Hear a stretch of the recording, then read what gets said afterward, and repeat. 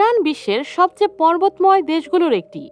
এখানে হিমালয়ের পরেই এশিয়ার সর্বোচ্চ পর্বতশৃঙ্গ দামভান্দ অবস্থিত। দেশটির জনগণ জাতিগত ও ভাষাগতভাবে বিচিত্র হলেও এরা প্রায় সবাই মুসলিম। তবে ইরান এমন এক দেশ যে দেশের আইন অনুযায়ী বাবা তার মেয়েকে বিয়ে করতে পারে। ইরানি কোনো মেয়ে যদি লাঞ্ছিত হয় অথবা ইফটিজিংয়ের শিকার হয়, তার জন্য অপরাধীকে নয়, বরং সেই মেয়ের মাকে দোষারোপ করা হয়। আজকের ভিডিওতে ইরান সম্পর্কে এমন কিছু অদ্ভুত তথ্য জানাবো, যেটি জানলে আপনি চমকে যাবেন। আমি চমকে যাওয়ার কথা কেন বলছি সেটি ভিডিওটি শেষ পর্যন্ত দেখলেই বুঝতে পারবেন। তো চলুন দেখে আসি। নতুন বন্ধুরা আমাদের চ্যানেলটিকে সাবস্ক্রাইব করে পাশে থাকা বেল বাটন ক্লিক করে অলে সেট করে দিন।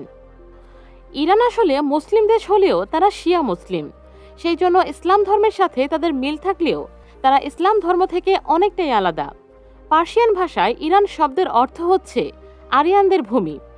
অনেক ইতিহাসবিদ মনে করেন ইরান একটি হিন্দু দেশ, কিন্তু তারপরেও ইরান একটি মুসলিম দেশ। এই দেশের আইন শিয়া মুসলিম ধর্ম অনুযায়ী চলে। এখানকার মেয়েদের ১৩ বছর বয়সেই হিজাব পরিধান করতে হয়, কিন্তু তারপরেও এখানকার বেশিরভাগ যুবক যুবতী বিয়ের আগেই তাদের কুমারিত্ব বিসর্জন দেয়, এবং এই মেয়েরা বিয়ের আগে কুমারিত্ব ফিরে পাওয়ার জন্য অপারেশন পর্যন্ত করিয়ে নেয়। ইরানের কোনো মেয়ের সাথে যদি জোর জবরদস্তি করা হয় অথবা কোনো মেয়েকে যদি ইফটিজিং করা হয়, তাহলে সেই জন্য সেই অপরাধীকে নয়, সেই মেয়ের মাকে দায়ী করা হয়। বলা হয় সেই মা তার মেয়েকে সঠিকভাবে রাখতে পারেনি, যে জন্য তার মেয়েকে এমন পরিস্থিতির শিকার হতে হয়েছে। বন্ধুরা, এই ব্যাপারটি কি আপনার কাছে সঠিক মনে হয়? কমেন্টে জানাবেন। ইরানে কেউ চাইলে কয়েক ঘন্টা অথবা কয়েক মাসের জন্য চুক্তিবদ্ধ বিয়ে করতে পারে। এই ধরনের বিয়েকে ইরানে মুঠা ম্যারেজ অথবা অস্থায়ী বিয়ে বলা হয়। এই দেশের আইন অনুযায়ী এই বিয়ে সম্পূর্ণ বৈধ। এই বিয়ের পর দম্পতিরা কিছুদিনের জন্য অথবা কিছু ঘন্টার জন্য একসাথে থাকেন।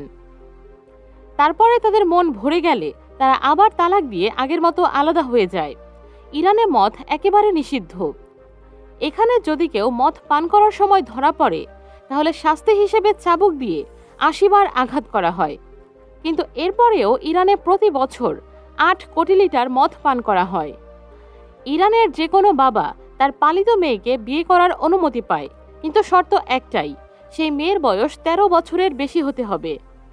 বন্ধুরা, ভিডিওটি আপনারা এনজয় করলে একটি লাইক দিয়ে দিন।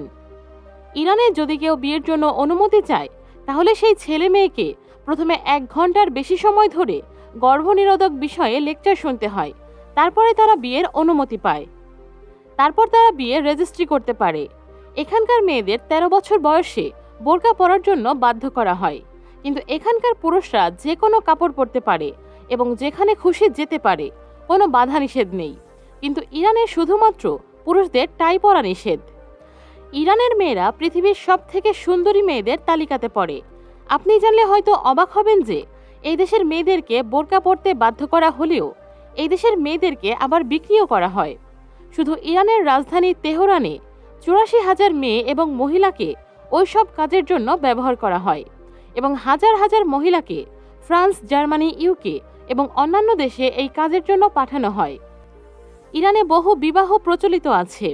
এখানে একটি পুরুষ একসাথে ৪টি পর্যন্ত বিয়ে করতে পারে, আর একবার বিয়ে হয়ে গেলে মেয়েদের বয়স যাই হোক না কেন, তারা আর পড়ালেখা করতে পারবে না। এখানকার মেয়েদের বিয়ের বয়স ১৩ বছর আর ছেলেদের ১৫ বছর। এই দেশে ১৫ বছরের ছেলেরাও ভোট দিতে পারে।